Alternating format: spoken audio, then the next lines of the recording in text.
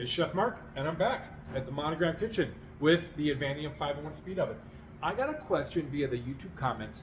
The question is, how can I adjust the toast feature when I'm making toast for lightness and darkness? And I wasn't really sure, so I thought I'd make a special trip down to our showroom so that we could learn together. So let's get started. The way you find toast is under the oven setting, and then we have toast. And then it's asking for the metal tray. Remember, only use the tray that it called for. So metal tray with the rack, and it wants the rack on the top here. So where I have this currently situated, and then start. With toast, it's using a moisture sensor to determine doneness, and then if you want it less done, you just simply open the door.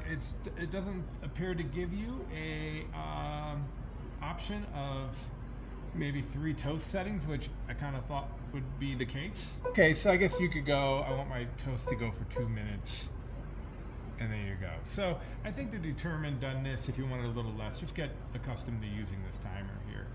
Well, I wish I had more to report as far as the toast feature, but it seems like the toast feature is just what it is. It's gonna use that halogen lamp to brown the toast from the top, and I'm guessing you need to flip it over. I don't think it's a true replacement for a toaster, another countertop appliance. And in my home, we don't have a toaster. What we use is our air fryer. And honestly, it's almost as fast as a toaster. So I bet you could also use the air fry feature on this as well if you wanted to get creative with your Advantium 5-in-1 Speed Oven. All right, well, for the person who left this question, I hope this helps. And if you have more questions about the Advantium oven, make sure you leave them in the comments because I will respond. All right, thanks for tuning in. This is Chef Mark, and as always, thanks for liking and subscribing.